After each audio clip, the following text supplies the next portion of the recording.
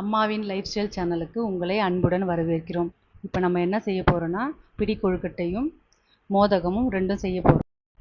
ஒரு பாத்திரம் வச்சுட்டு 1 கப் தண்ணி ஆட் பண்ணிடணும். அதில் 1 கப் மாவுக்கு 3/4 கப் வெல்லம் போட்டு நல்லா கொதித்து வந்ததும் எடுத்து ஃபில்ட்ரு பண்ணி வச்சுக்கணும்.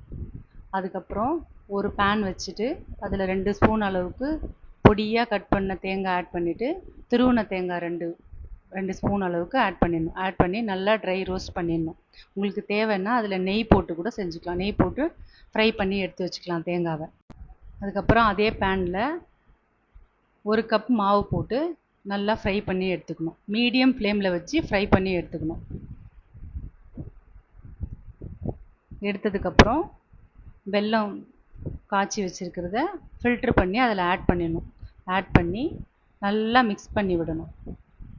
நல்லா மிக்ஸ் பண்ணி விட்டதுக்கப்புறம் தண்ணியாக இருக்கும், ஆனால் நல்லா மிக்ஸ் பண்ண நல்லா கெட்டி பதத்துக்கு வந்துடும். கொழுக்கட்டை பிடிக்கிற அளவுக்கு நல்லா மீடியம் ஃப்ளேமில் வச்சுட்டு மிக்ஸ் பண்ணி விடணும். கட்டி இல்லாமல் நல்லா மிக்ஸ் பண்ணி விடணும். கைவிடாமல் நல்லா கிளறிக்கிட்டே இருக்கணும். அப்போ தான் நம்ம கொழுக்கட்டை பிடிக்கிற அளவுக்கு அந்த பதத்துக்கு வரும். ஒரு 4 ஏலக்காவும் 1 ஸ்பூன் சுகரும் மிக்ஸி ஜாரில் போட்டு நல்லா பொடி பண்ணி வச்சுக்கணும். ஏலக்காய் தூள் பொடி பண்ணி வச்சுருக்கோம் இல்லையா, அதில் வந்து ஆட் பண்ணிடணும். ஆட் பண்ணிவிட்டு நல்லா மிக்ஸ் பண்ணி விட்டுறணும்.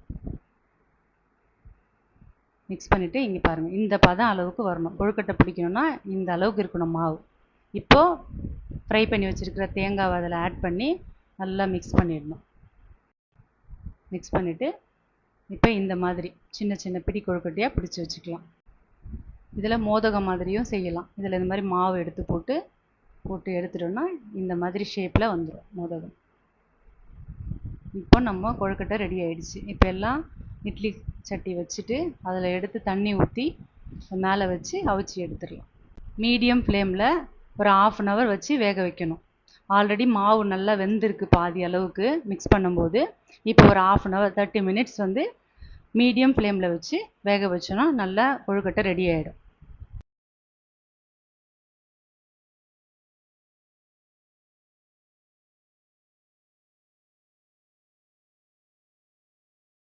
நம்ம என்ன செய்ய போகிறோம்னா, இனிப்பு பூரண கொழுக்கட்டை செய்ய போகிறோம். அதுக்கு ஒரு பேனில் 1 டம்ளர் தண்ணி ஆட் பண்ணிவிட்டு ஒரு 1/4 ஸ்பூன் சால்ட் ஆட் பண்ணணும். ஆட் பண்ணி கரைஞ்சதும் 1 கப் மாவு அதில் கொட்டி கட்டி பதம் இல்லாமல் நல்லா கரைச்சி எடுத்துக்கிட்டோம். நல்லா மிக்ஸ் பண்ண நல்லா கெட்டி பதத்துக்கு வந்துடும். கொழுக்கட்டை பிடிக்கிற அளவுக்கு கைவிடாமல் நல்லா கிளறிக்கிட்டே இருக்கணும். கட்டியே வரக்கூடாது. அதில் நைஸாக மிக்ஸ் பண்ணிக்கிட்டே இருக்கணும். இப்போ பாருங்கள், இந்த பதத்துக்கு வரணும். அப்போ தான் கொழுக்கட்டை பிடிச்சா நல்லா இருக்கும். வேர்க்கடலையை நல்லா வறுத்துட்டு தோல் நீக்கிட்டு நல்லா பொடி செஞ்சு அதோட வெல்லமும் ஆட் பண்ணி பொடி பண்ணி வச்சுருக்கேன்.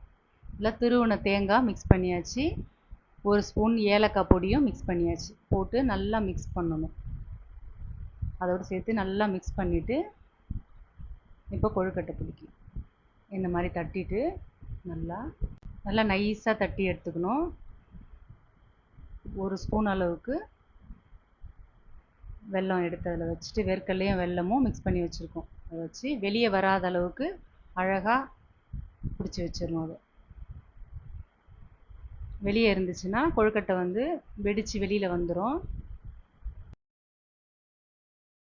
எல்லாத்தையும் இந்த மாதிரி பிடிச்சி வச்சாச்சு. இப்போ ரெடி ஆகிடுச்சு. இப்போ ஒரு இட்லி சட்டியில் தண்ணியை ஊற்றிட்டு அதில் ஒரு பிளேட்டை வச்சு எல்லாத்தையும் அதில் வச்சுட்டு அவிச்சு எடுத்தாச்சு.